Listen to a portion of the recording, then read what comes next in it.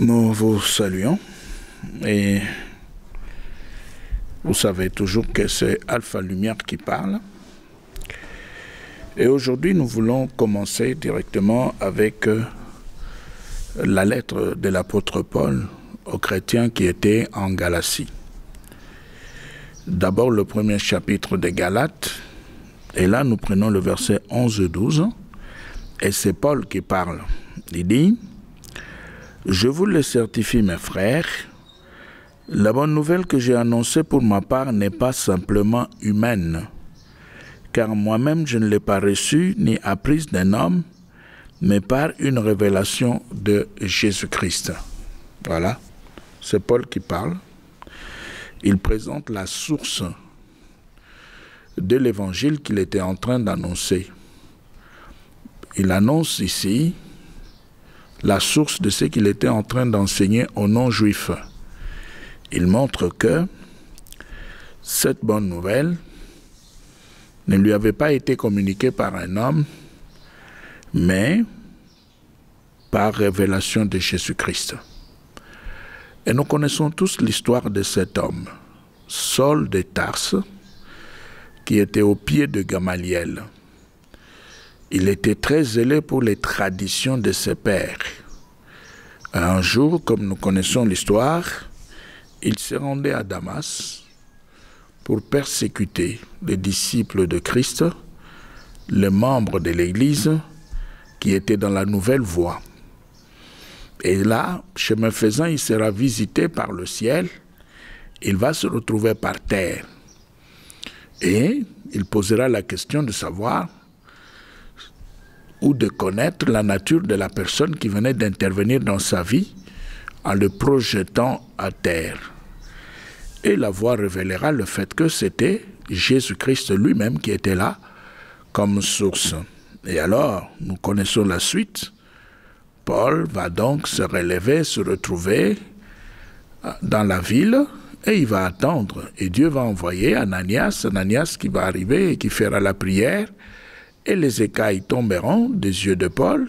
Paul sera baptisé, et puis il va se relever, il va prendre la nourriture, il va récupérer les forces, et puis après, il va commencer à enseigner. Mais ce que Paul va commencer à enseigner, c'est différent de tout ce qu'il avait appris au pied de Gamaliel. Paul ne va pas répéter le judaïsme qui lui avait été inculqué par Gamaliel. Paul va maintenant s'accrocher à la nouvelle révélation qu'il venait de recevoir de la part de Christ. Lui qui était sur le chemin de Damas et qui était aussi décidé de pouvoir renverser, tuer, persécuter, jeter en prison les disciples de Christ. Il ne va pas le faire. Il a reçu sa révélation de la part de Dieu. Maintenant, il va se retirer quelque part pour aller étudier maintenant, prier et chercher à comprendre ce qui venait de lui arriver et chercher aussi comment passer de tout ce qu'il avait appris au pied de Gamaliel pour la nouvelle voie. Bon, c'est pourquoi on parle ici du désert d'Arabie.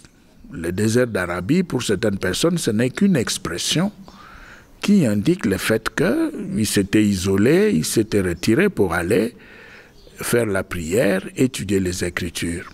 Et d'autres pensent que c'est tout simplement le mont Sinaï, comme Moïse l'avait fait avec Élie. Il s'était aussi retiré sur le mont Sinaï pour rechercher la face de Dieu.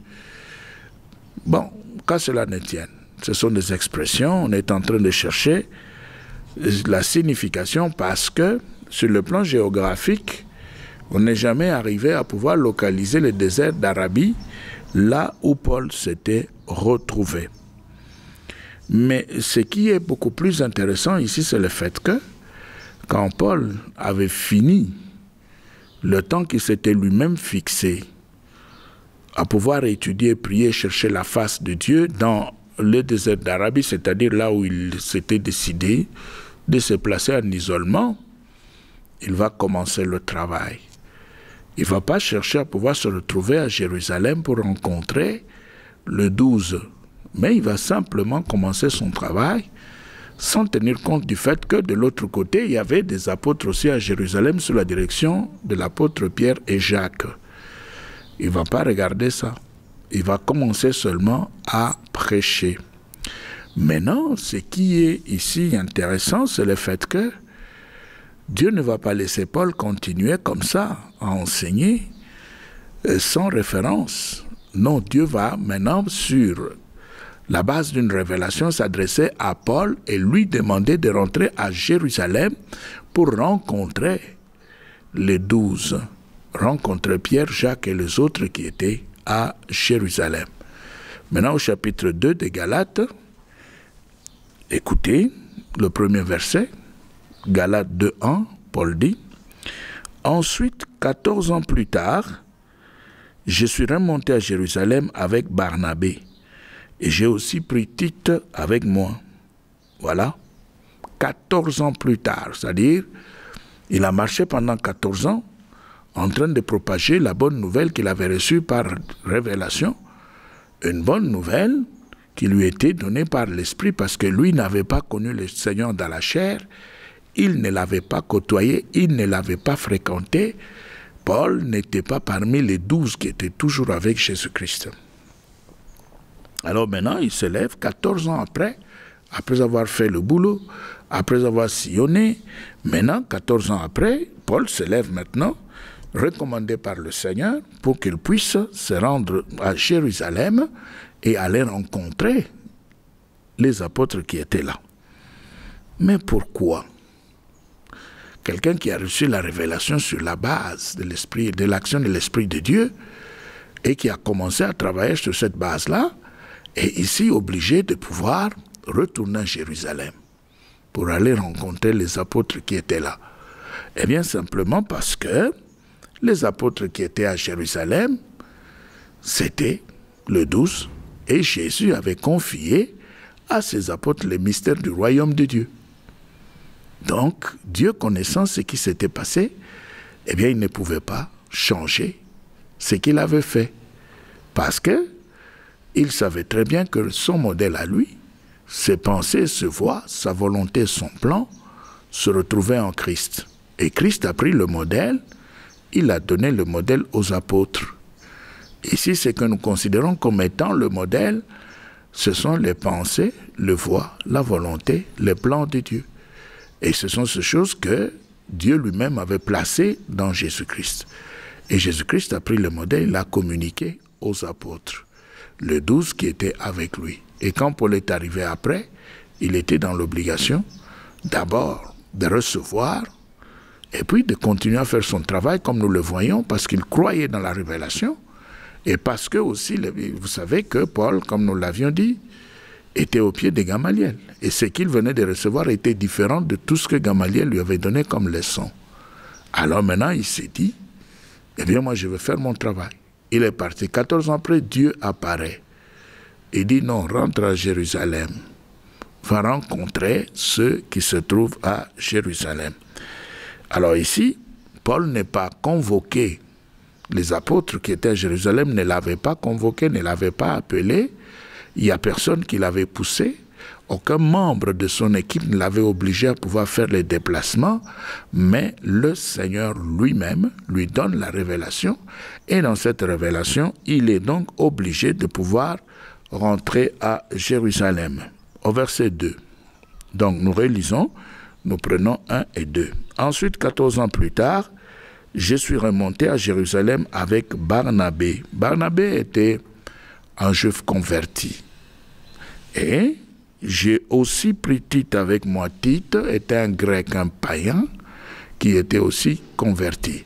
Maintenant, regardez, pour monter à Jérusalem, Paul va prendre Barnabé, un juif circoncis, converti, et il prend Tite, un païen, un circoncis, converti. Il prend les deux comme étant les deux symboles de deux mondes. Le monde de juifs qui était à Jérusalem et le monde de non-juifs qui n'étaient pas à Jérusalem. Barnabé est le symbole de ce juif et Tite le symbole de païen. Maintenant, il monte avec à Jérusalem.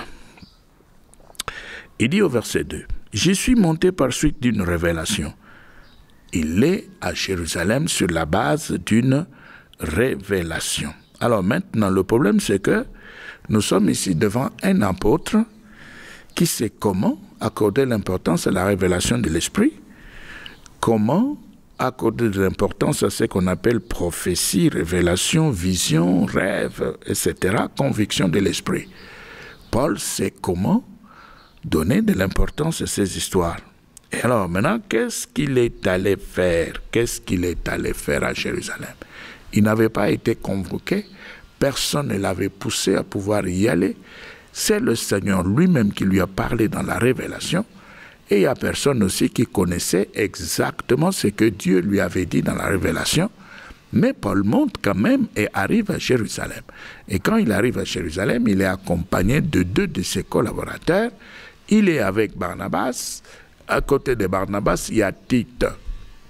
Celui-ci est circoncis, l'autre incirconcis. Ils arrivent le 3 à Jérusalem. Qu'est-ce que Paul va faire maintenant au verset 2? Il dit: je leur ai exposé la bonne nouvelle que je proclame parmi le non-juif. Voilà. Il va là-bas, il va présenter ce qu'il était en train d'enseigner aux non-juifs, ce qu'il avait commencé à enseigner aux non-juifs pendant 14 ans. C'est ce qu'il vient maintenant présenter aux apôtres qui étaient à Jérusalem.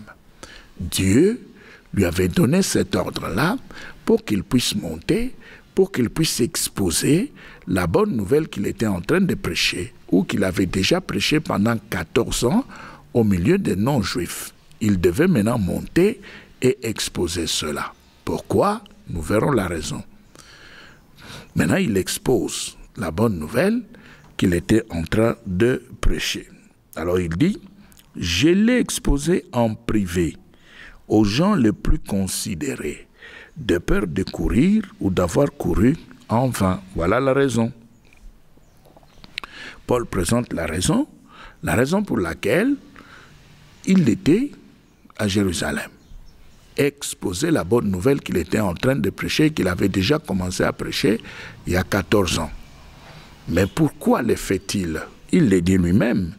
Il dit: j'ai fait cet exposé en privé aux gens les plus considérés, c'est-à-dire aux apôtres les plus considérés, de peur de courir ou d'avoir couru en vain.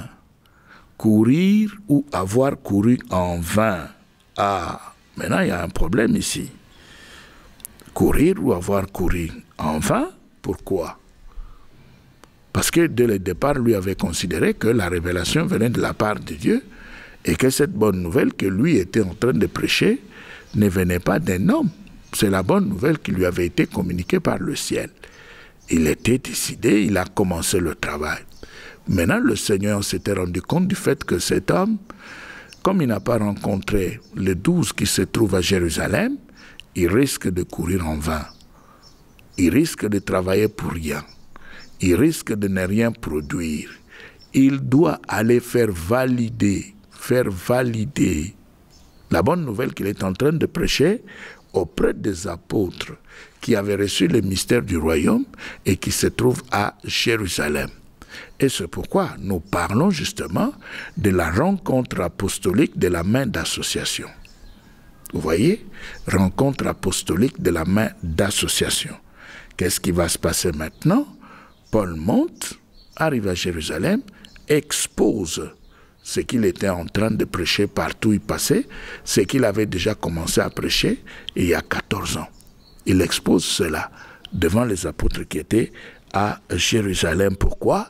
Parce qu'il ne voulait pas continuer à courir en vain ou travailler en vain et perdre son temps. Maintenant, il va faire cet exposé auprès de ceux-là qui étaient considérés en ce temps-là à Jérusalem comme étant 2 colonnes. Et les colonnes vont recevoir maintenant l'exposé de Paul. Mais si nous prenons toujours Galates verset 6, Galates 2 verset 6, qu'est-ce qui va alors se passer quand Paul va exposer, quand Paul va présenter ce qu'il était en train d'enseigner au milieu de non-juifs? Écoutez, verset 6, Galates 2, 6, il est dit, « Quant à ceux qui étaient considérés comme des gens importants, c'est qu'ils étaient autrefois, mais bien égales. Dieu n'est pas partial. » Bon, ici, il veut simplement faire voir que, même s'ils avaient vécu avec Jésus, ils ne sont en rien supérieurs. C'est tout ce qu'il veut faire voir. Il ne veut pas reconnaître le fait que ces gens-là qui avaient vu le Seigneur, qui l'avaient touché, qui avaient mangé avec lui, ces gens-là étaient bien supérieurs par le fait qu'ils avaient connu une expérience que lui, Paul, n'aura pas peut-être. Et c'est vrai, pas même peut-être, c'est une expérience qui est déjà passée parce que Christ n'était plus dans la chair sur la terre. Eh bien, lui a reçu la révélation par l'Esprit. Et c'est pourquoi on nous dit même que le Christ que lui, Paul, avait vu, qui lui était apparu comme à l'avorton. À l'avorton, c'est-à-dire c'est comme quelque chose qui se passe pour un prématuré. Il y a même des chercheurs qui vont plus loin pour dire, eh bien, Christ est apparu à Paul à titre posthume. C'est-à-dire, il est mort, il est ressuscité, bon, maintenant, il apparaît, et Paul s'élève à cause de cette apparition et de la réception de la vérité qu'il devait maintenant propager au milieu de non-juifs. Mais maintenant, il parle, Galates 2, 6, quant à ceux qui étaient considérés comme des gens importants, c'est qu'ils étaient autrefois mais bien égales, Dieu n'est pas partial. Ces gens considérés ne m'ont rien imposé. Voilà, ces gens qui étaient considérés n'avaient rien imposé à Paul. C'est-à-dire quoi? Il avait pris l'évangile qu'il prêchait, déjà au milieu de non-juifs, il a exposé en privé, c'est-à-dire en secret, à ceux-là qui étaient importants et qui étaient à Jérusalem. Et quand il a exposé, eh bien maintenant, qu'est-ce qui s'est passé? Les autres ont suivi très bien, ils ont examiné ce que Paul était en train d'enseigner au milieu de non-juifs et ils ont validé cela. Ils ont trouvé que c'était correct. Mais correct par rapport à quoi? Mais c'était correct par rapport au secret du royaume qui leur avait été confié par le Christ. C'est pourquoi nous disons que celui qui néglige les apôtres ou les enseignements apostoliques est à côté de la plaque. Il n'a pas Dieu, il ne connaît pas Dieu, il n'est pas au service de Dieu. Parce que ici, l'apôtre Paul qui avait reçu sa révélation sur le plan spirituel, qui s'était même, disons-le, entêté et qui était parti, était dans l'obligation de pouvoir revenir au pied de ses apôtres 14 ans après, même si en parlant ici, il veut faire voir qu'ils ne sont pas supérieurs, qu'ils sont supérieurs en rien. Non, non, ils sont supérieurs. Supérieurs en quoi? Supérieurs dans le fait que ces gens-là avaient vécu avec le Seigneur, l'avaient vu, l'avaient touché, l'avaient écouté, et ces gens-là avaient mangé avec le Seigneur. Alors maintenant, ils sont ici, et Paul dit, ici, au verset 6, il dit, au contraire, lorsqu'ils ont vu que la bonne nouvelle m'avait été confiée pour les incirconcis, comme à Pierre, non, là c'est 7, nous rentrons dans 6, il dit, quant à ceux qui étaient considérés comme des gens importants, donc les colonnes, comme des gens importants, c'est qu'ils étaient autrefois, mais bien égales. Dieu n'est pas partial. Vous voyez, ces gens considérés ne m'ont rien imposé. Ces gens considérés ne m'ont rien imposé. Au contraire, lorsqu'ils ont vu que la bonne nouvelle m'avait été confiée pour les incirconcis, comme à Pierre pour les circoncis, voilà, Paul dit, ils ont examiné la bonne nouvelle que je prêche au milieu de non-juifs. Et puis ils ont trouvé qu'ils n'avaient rien à ajouter, ils n'avaient rien à retrancher, ils n'avaient rien à imposer à Paul. Maintenant, qu'est-ce qu'ils ont fait? Alors ils se sont décidés, ils ont dit, bon Paul, ce que tu prêches, c'est ce que nous connaissons. Mais ici, nous revenons.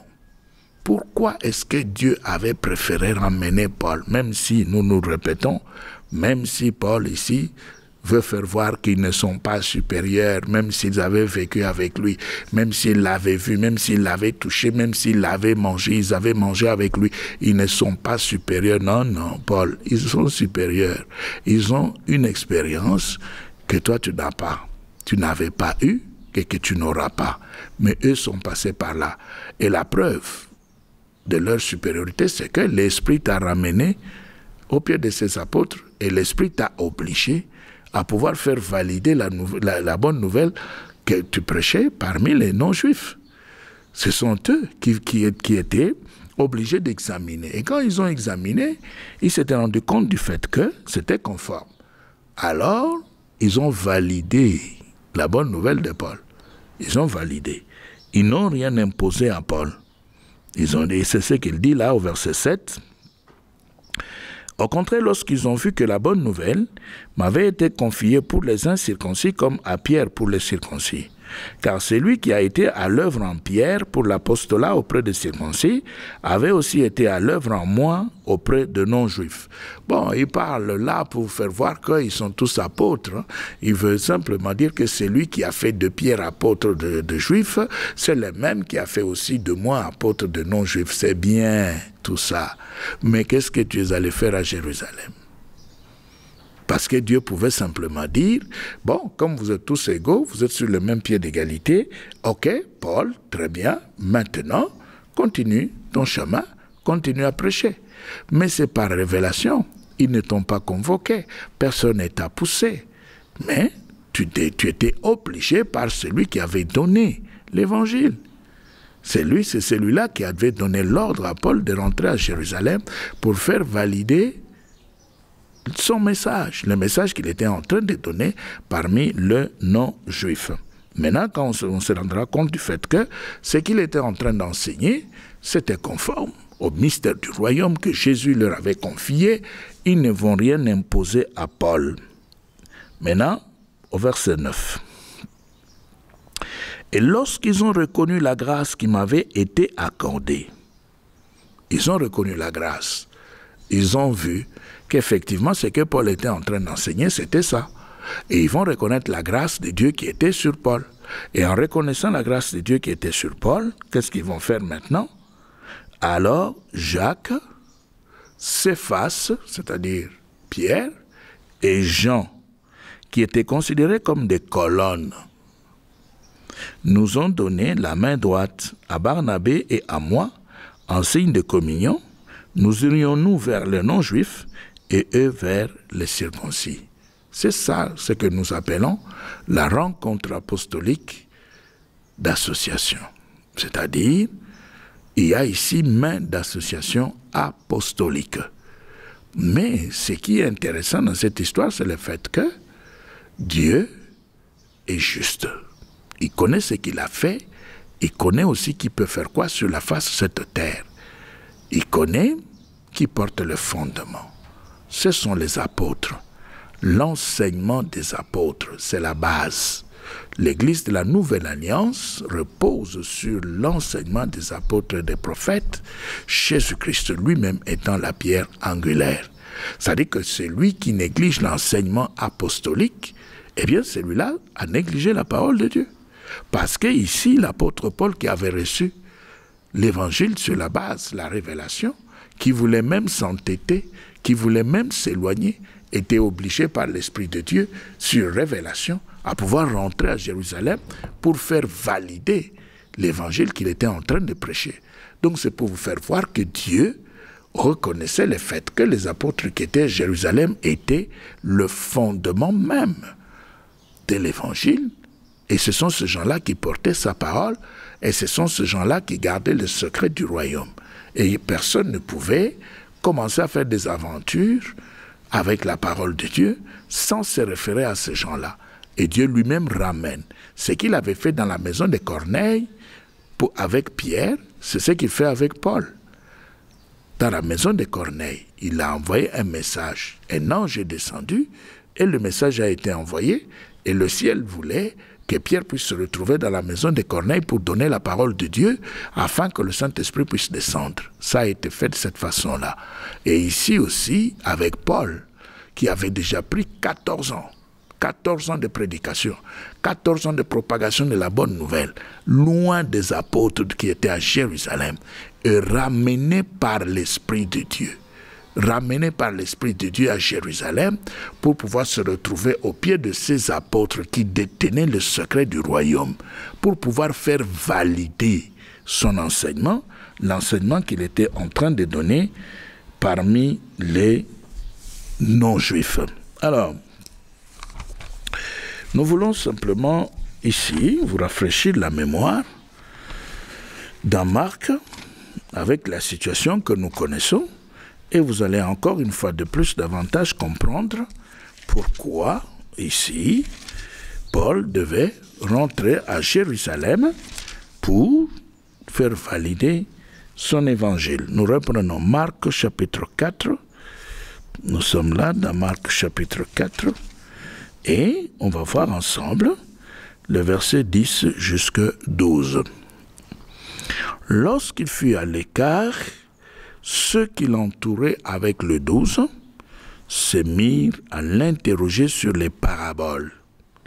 Il leur disait, « À vous, le mystère du règne de Dieu a été donné, mais pour ceux du dehors, tout arrive en parabole. » Voilà. « À vous, le mystère du règne de Dieu a été donné, mais pour ceux du dehors, tout arrive en parabole. » Vous voyez? Donc ici, qu'est-ce qui se passe là? On a donné le mystère du royaume de Dieu aux 12 apôtres et ceux-là qui entouraient les 12 apôtres. Et à Jérusalem, c'est là où se trouvaient Pierre, Jacques et Jean. Pierre, Jacques et Jean qui se retrouvaient bien parmi les 12 apôtres. Parce que la fois passée, nous avions donné le nom des apôtres qui sont donnés dans Marc 3. Si nous tournons ici, Marc 3, nous allons avoir le nom ou la liste des apôtres qui étaient avec Jésus. 13. Il monte ensuite sur la montagne, il appelle ceux qu'il voulait et ils vinrent à lui. Il en choisit 12, à qui il donna aussi le nom d'apôtres, pour qu'ils soient avec lui et pour les envoyer proclamer avec l'autorité pour chasser les démons. Il choisit les 12.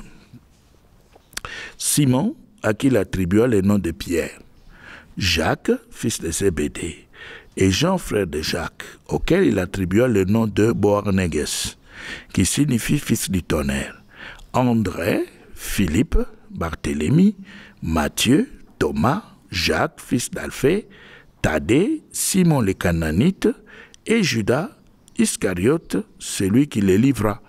Voilà le nom. Mais parmi ce nom, il n'y a pas le nom de Paul. Mais dans 1 Corinthiens 15, vous allez voir, là où Paul montre comment est-ce qu'il a rencontré Jésus. Dans 1 Corinthiens 15, Paul se manifeste et nous montre sa rencontre avec le ressuscité.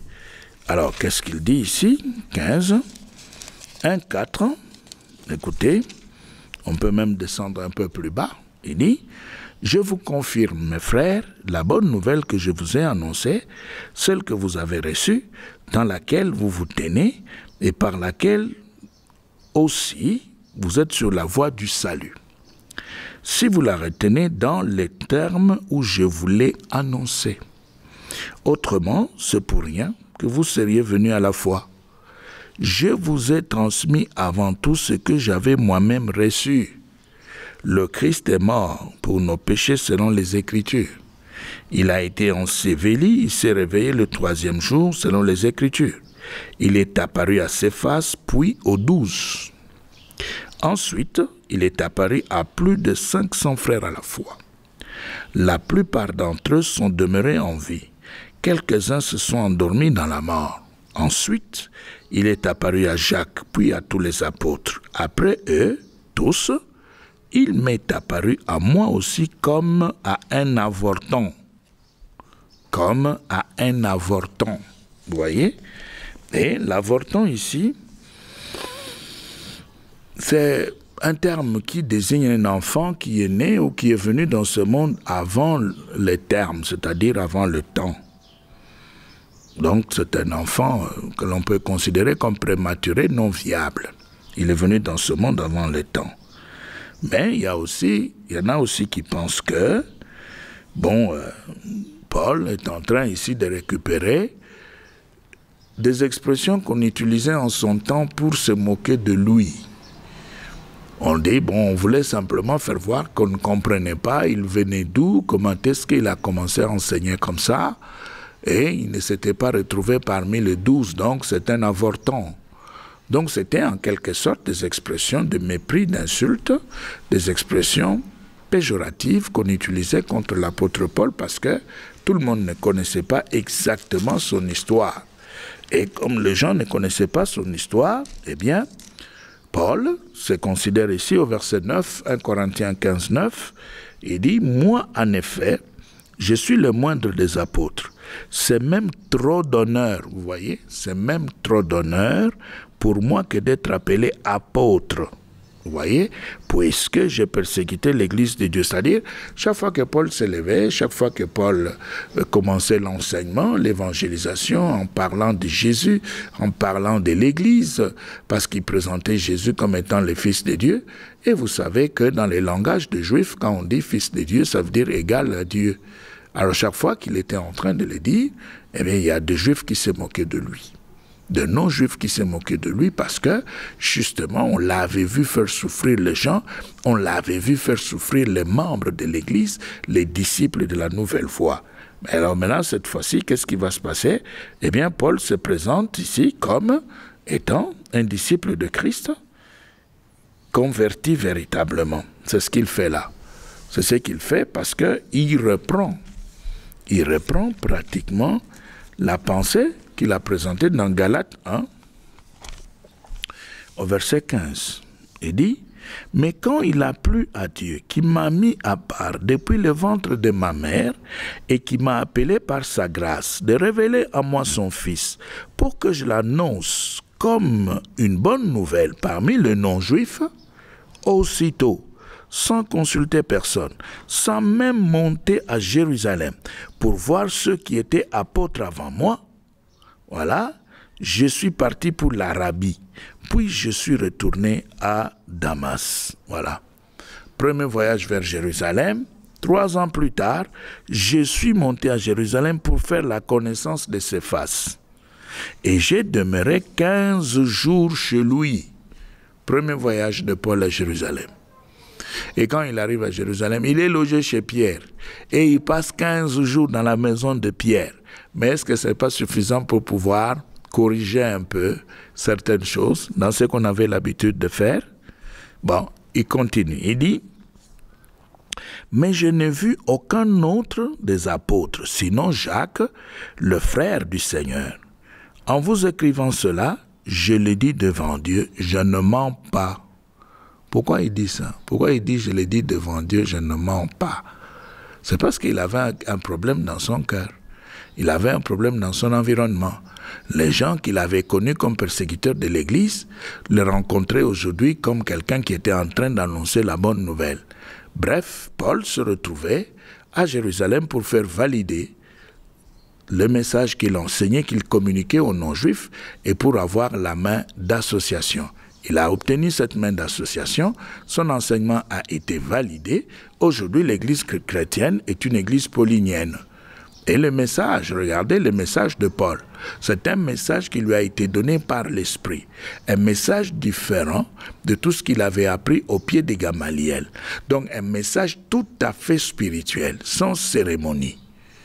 Sans cérémonie. C'est pourquoi il parle de la foi, du salut par la foi et non par les œuvres. C'est-à-dire qu'on n'ajoute pas de cérémonie, mais on se convertit en croyant en Jésus-Christ. Que Dieu vous bénisse.